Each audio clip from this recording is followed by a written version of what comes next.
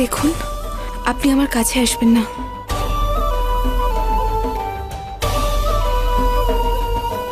এই কি করছেন আপনি? এই বিয়েটা আমি শুধু আপনার জীবন বাঁচানোর জন্য করেছি, এর কোনো অন্য মানে বের করবেন না। দেখো, আমি জানি আমার বিয়ে অন্য কারোর সঙ্গে হতে যাচ্ছিল, কিন্তু সত্যি এটাই যে এই মুহূর্তে আমরা একসঙ্গে আছি। তোমার সঙ্গটাই তো চেয়েছিলাম আমি। আমাদের হাতে কিছুই ছিল না, উনি করিয়েছেন এই বিয়েটা। এসো, এসো আমার সঙ্গে, এসো, এসো, আরে এসো না।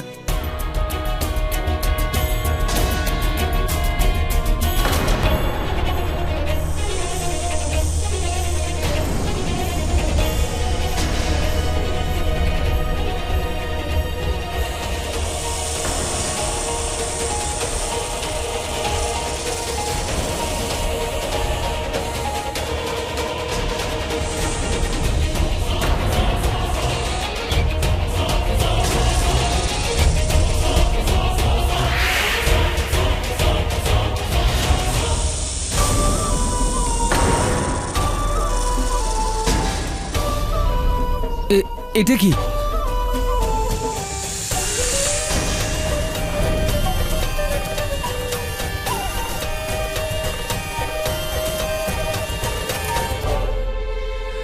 আমি ওখানে গিয়ে শুচ্ছি, টেনশন করো না। আমি জানি যে এই বিয়েটা তোমার ইচ্ছা অনুযায়ী হয়নি। শুনুন, আমি আপনাকে... তুমি আমার কথা শোনো। তোমার ওই বডি বিল্ডার বয়ফ্রেন্ডটা একদম জালি ছিল, কি ভয়ঙ্কর ছিল, হরিবল। আমি বাঁচিয়েছি তোমায়। মা বলছিল যে তোমার কুষ্ঠিতে নাকি সেই নক্ষত্রটা রয়েছে যেটা আমার প্রাণ বাঁচাবে।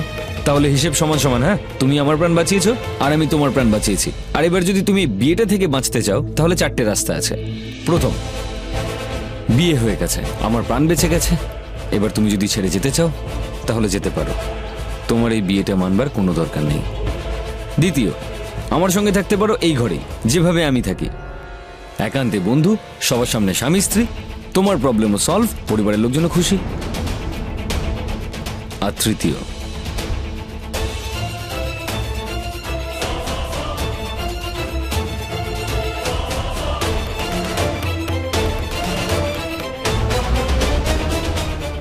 সেটা তো হতে পারে না। এবার চতুর্থ অপশনটাও শুনে নাও, আর সেটা হলো এসো ইচ্ছাধারী নাগিন, ছবল মারো আমায়, মেরে ফেলো, এখানেই শেষ করে দাও আমায়। আই মিন, ইচ্ছেধারীর মতো সেজে। ওয়েট ওয়েট ওয়েট, এখানে একটু ডেঞ্জার আছে। হ্যাঁ, যদি তুমি ফোর্থ অপশনটার কথা ভাবো তাহলে প্রথম দুটোতে গিয়ে আটকে যাও। হয় তুমি বন্ধু হয়ে থাকো, না হলে তুমি থেকোই না। আই মিন, সে ব্যাপারেও আমরা অন্য অপশন ভাবতে পারি। সিরিয়াসলি, অনেক কিছু করেছো তুমি আমার জন্য, আমার প্রাণ বাঁচিয়েছো। আমি জানি না আমার জীবনের সঙ্গে আর কি হতো, কি খারাপ হতো, কিন্তু তুমি আমার জন্য স্যাক্রিফাইস করেছো। আর তার পরিবর্তে তোমার যখনই আমাকে প্রয়োজন হবে তাহলে আমি আছি তো তোমার।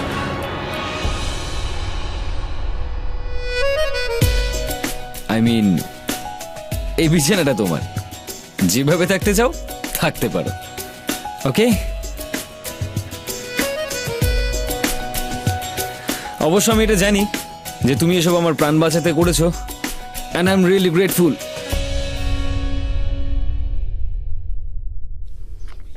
আর আমি এটাও জানি যেটা বিয়ে নয়, এটা অ্যাডজাস্টমেন্ট। সেজন্য তোমায় ছোব না, অন্যায় হবে। এই বিয়েটা করে তুমি সবার সাহায্য করেছো, সবাই তোমার কাছে কৃতজ্ঞ। তুমি সবার জন্য ভেবেছো, কিন্তু তোমার কথা কেউ ভাবলই না। তোমারও তো কোনো স্বপ্ন আছে, ইচ্ছে আছে। তুমি আমার সঙ্গে বিয়ে করতে চেয়েছিলে কি চাওনি, নাকি এমনি করে নিয়েছো? যাই হোক না কেন, তুমি আমার থেকে মুক্ত। যদি কাল সকালে তুমি আমায় ছেড়ে চলে যেতে চাও তাহলে আমি তোমায় সাপোর্ট করব। মানে, মা যেমনটা চেয়েছিল সেটা তো হয়ে গেছে, রাত 12টার আগে বিয়ে হয়ে গেছে, আর আমার প্রাণও বেঁচে গেছে। আর কোনো কারণ নেই যে কেউ তোমার রাস্তা আটকাবে বা তোমায় আটকাবে। সিদ্ধান্তটা তুমি নিজেই নাও। চাইলে এখানে থাকতে পারো, আর না চাইলে যদি চলে যাও তাহলে একটু কষ্ট তো হবেই।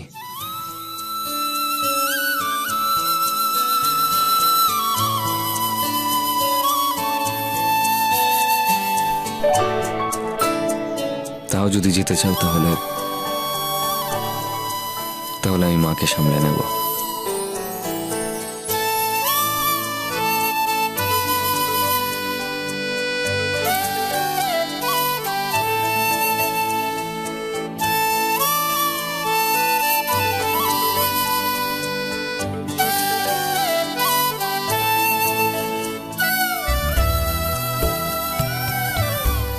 ওয়াও,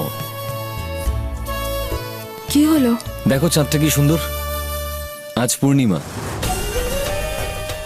আকাশটা কি সুন্দর দেখতে লাগছে।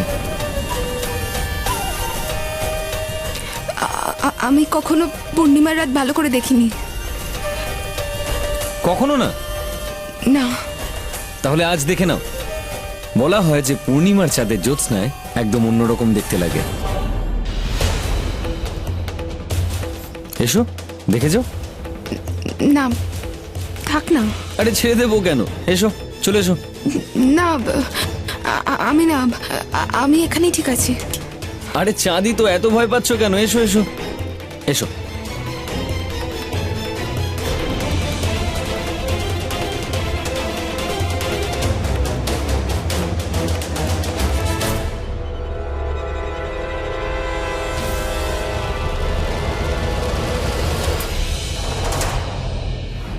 আরে শিবান্যা, শিবান্যা, এদিকে এসো, এখানে বসো।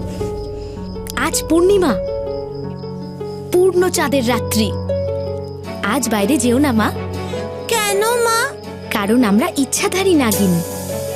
আজকের রাতে যখন আমাদের শরীরে চাঁদের জ্যোৎস্না লাগবে, তখন আমাদের আসল রূপ জগতের থেকে লুকোনো থাকবে না, মনুষ্য রূপ হারিয়ে যাবে, আর আমাদের আসল নাগিন রূপ সবার সামনে প্রকাশ পেয়ে যাবে। আর এমন অবস্থায় যদি তুমি বাইরে যাও আর কেউ তোমায় দেখে ফেলে, তখন কি সুন্দর লাগছে না?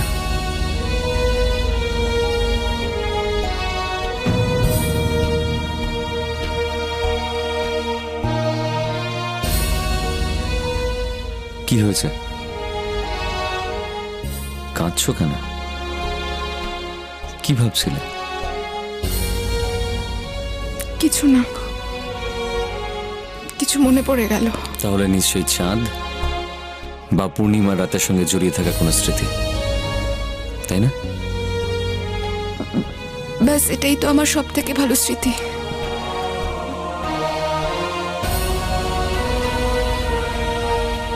তাহলে তো তোমার নিশ্চয়ই পূর্ণিমার চাঁদ দেখা উচিত।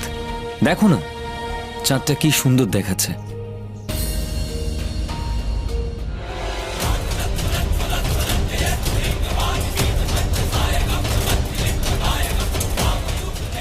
এসো এসো, আমি তো তোমায় চাঁদ দেখেই ছাড়বো। চলো, আরে চলো না।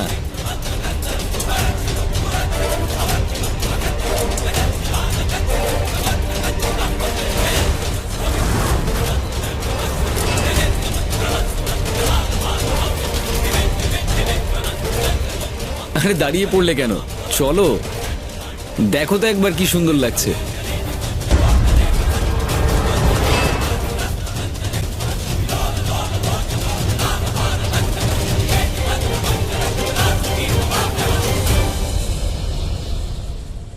ও মাই গড, মেঘের মধ্যে পূর্ণিমার চাঁদ হারিয়ে গেল।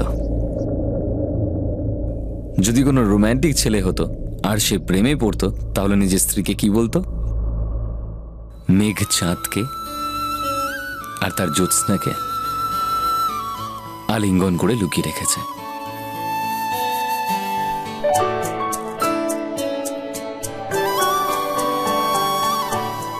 যাকে কোনো ব্যাপার না,